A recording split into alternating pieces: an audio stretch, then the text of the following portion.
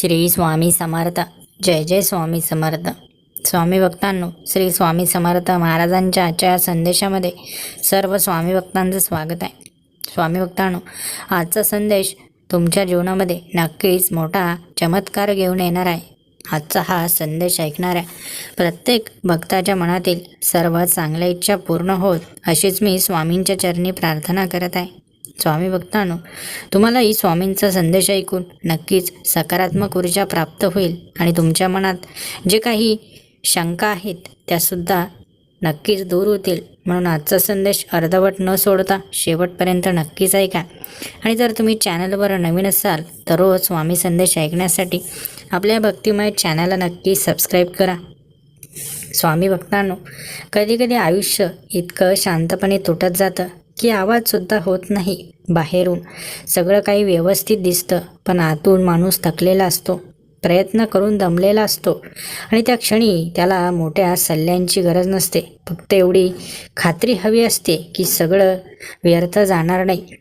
त्याने केलेली भक्ती, त्याने केलेले श्रम, त्याने केलेले कष्ट हे सर्व त्याच्या आयुष्यामध्ये फळ घेऊन येणार आहे याची खात्री त्याला फक्त हवी असते. आणि ही खात्री स्वामी समर्थ महाराज आपल्याला देत असतात. म्हणून स्वामींवर फक्त श्रद्धा ठेवा. स्वामी महाराज कधीच तुमचे कष्ट व्यर्थ जाऊ देणार नाही. स्वामींवर विश्वास ठेवून लगेचच कमेंट्स बॉक्समध्ये स्वामी माझ्या प्रयत्नांना यश द्या असं नक्कीच टाईप करा. तुम्ही आज जे सहन करत आहात, ज्या जबाबदाऱ्या शांतपणे पार पाडत आहात, ज्या गोष्टींबद्दल कुणालाही सांगत नाही, त्या सगळ्याचा अर्थ आहे. कारण आयुष्य कधीच प्रामाणिक प्रयत्नांचा अपमान करत नाही.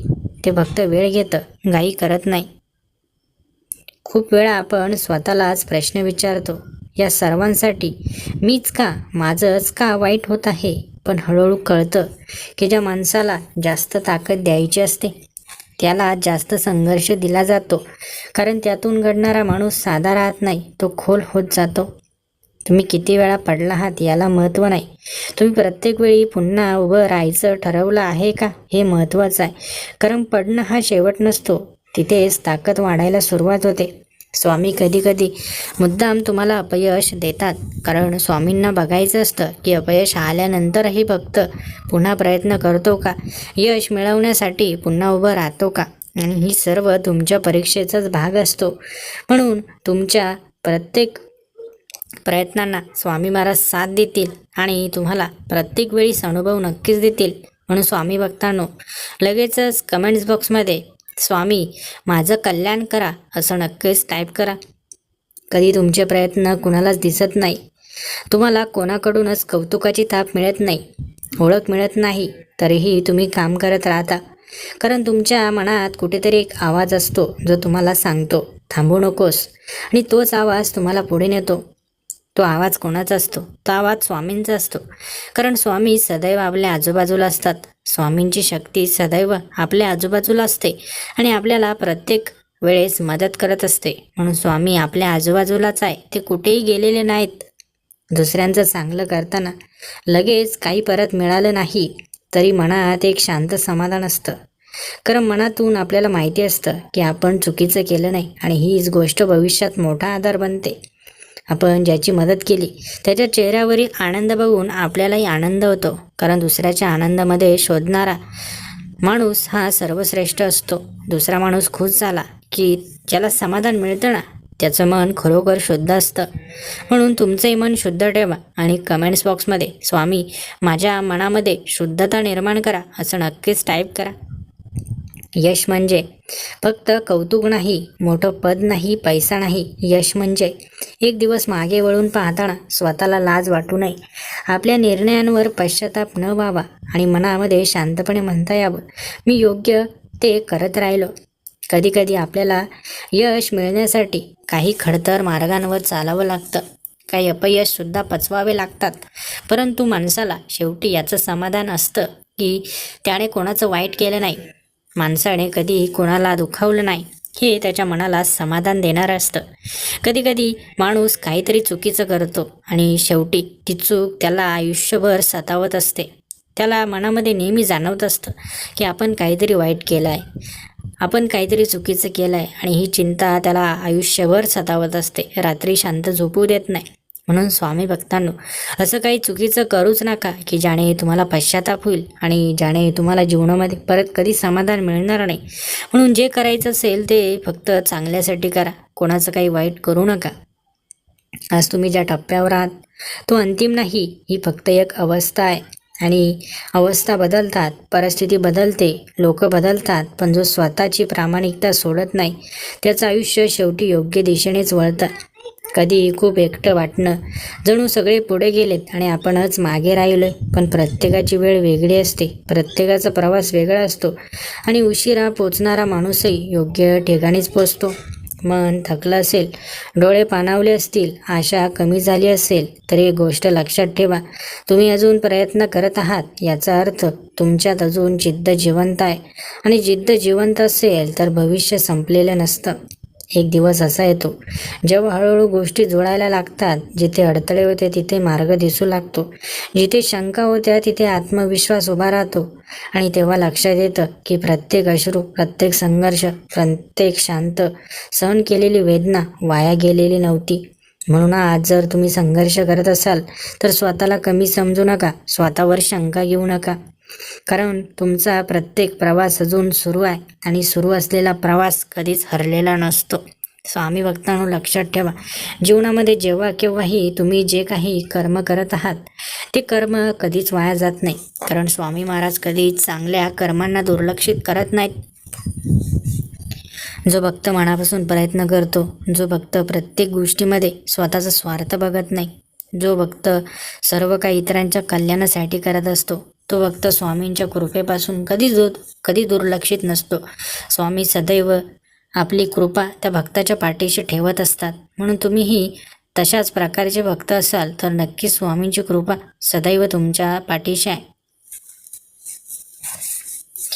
कधी तुम्ही शांत बसून स्वतःकडे पाहिलं आहे का? इतक्या वर्षात तुम्ही किती वेळा तुटलात, किती वेळा मनातलं कोणालाही न सांगता गिळून टाकलं, किती वेळा हसत हसत स्वतःचं दुःख लपवलं आणि तरीही दुसऱ्या दिवशी पुन्हा उठून जबाबदाऱ्या झेलायला तयार झालात. कारण तुमच्याकडे पर्याय नव्हता, पण जिद्द मात्र तुमच्याकडे होती. खरं तर आयुष्य प्रत्येकाला वेगवेगळ्या पद्धतीने घडवतं.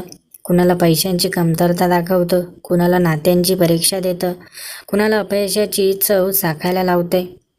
आणि या सगळ्यात माणूस आतून बदलत जातो, कणखर होत जातो, पण त्याला स्वतःलाच कळत नाही की तो किती मजबूत बनतो आहे.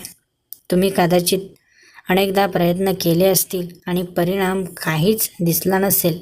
लोकांनी कमी लेखलं असेल, तुझ्याकडून होणार नाही असं सरळ तुम्हाला सांगितलं असेल, पण त्या प्रत्येक वाक्यानंतरही तुम्ही प्रयत्न थांबवला नाहीत. आणि इथेच तुमचं वेगळेपण आहे. कारण सगळेच लोक नकारानंतर पुढे चालत नाहीत.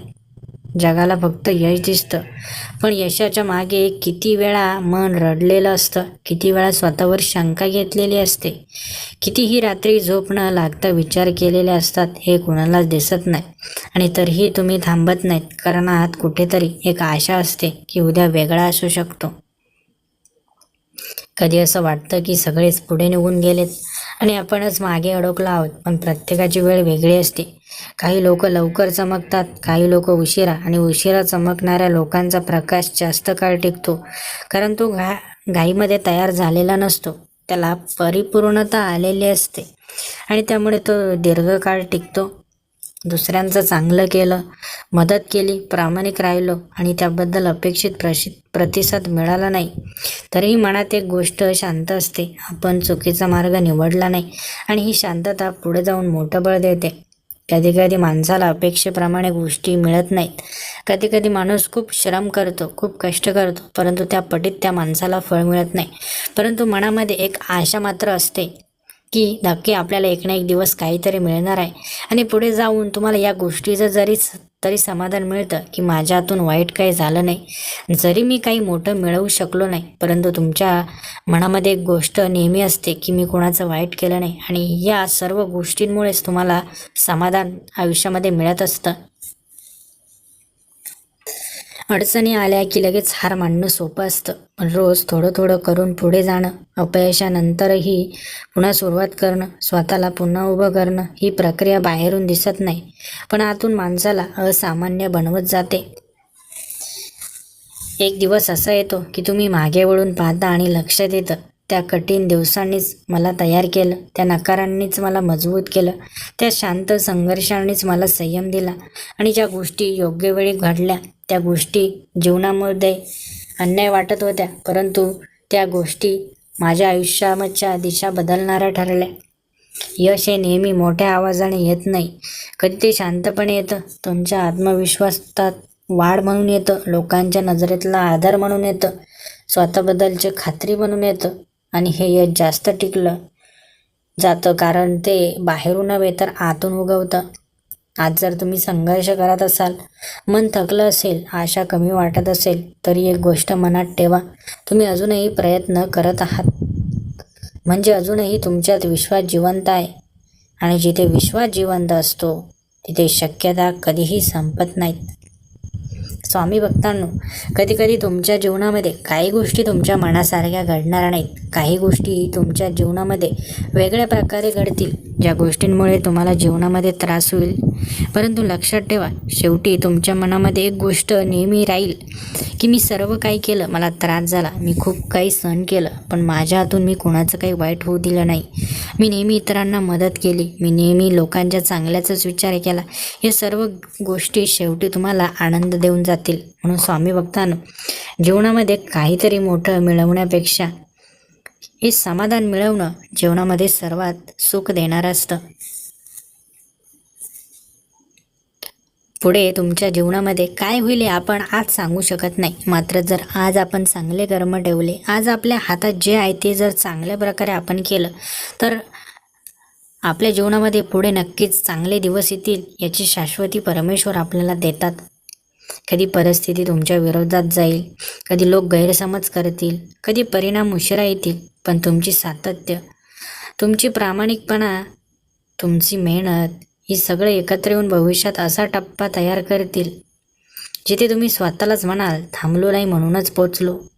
आणि त्या दिवशी तुम्हाला टाळ्यांची गरजही भासणार नाही, कारण तुम्हाला माहिती असेल की हा प्रवास तुम्ही स्वतःशी प्रामाणिक राहून पूर्ण केला आहे. आणि त्यापेक्षा मोठं समाधान दुसरं काहीच नसतं. माणसाचं जेव्हा आयुष्य शेवटच्या टप्प्यावर असतं तेव्हा माणसाला त्याचं पूर्ण जीवन आठवत असतं. त्याला जीवनामध्ये काय मिळालं, त्याला जीवनामध्ये काय मिळालं नाही, त्याने जीवनामध्ये काय केलं, हे सर्व त्याच्या नजरेसमोरून जात असतं. आणि तो शेवटचा टप्पा माणसाला समाधान देणारा असावा. जर एखाद्या स्पर्धेमध्ये जो विजेता आहे त्याने जर प्रामाणिकपणे यश मिळवलं असेल, तर तो विजय कायमचा त्याच्या नशिबामध्ये कोरला जातो. परंतु जर त्याने काहीतरी चुकीच्या गोष्टी करून त्या स्पर्धेमध्ये विजय मिळवला असेल, तर त्याच्या आयुष्यामध्ये नेहमी त्याच्या मनात एक खदखद असेल की मी जे केलं ते चुकीच्या पद्धतीने केले, मी माझं पूर्णत्व त्यासाठी दिलं नाही, मी चुकीच्या पद्धतीने विजय मिळवला, हे त्याच्या मनामध्ये आयुष्यभर त्याला खात राहील. म्हणून जरी काही गोष्टी इतरांना माहीत नसतात, परंतु आपल्या स्वतःला माहीत असतात, परमेश्वराला माहीत असतात. म्हणून काही गोष्टी आपल्या मनामध्ये आपल्या समाधान काढून घेतात. म्हणून अशा गोष्टी करूच नका ज्यामुळे शेवटी आपल्याला पश्चाताप होईल. अशाच गोष्टी करा ज्यामुळे आपल्याला भविष्यातही कोणापुढे मान खाली घालायला लागणार नाही. कधी कधी माणूस चोरी करतो, चुकीची कामं करतो, कधी कधी माणूस वाईट गोष्टी जीवनामध्ये करत असतो आणि माणसाला असं वाटतं की मला कोणी बघितलं नाही म्हणून माझी चोरी झाकून गेली. परंतु तुम्ही स्वतःला फसवत आहात, तुम्ही परमेश्वराला फसवत आहात.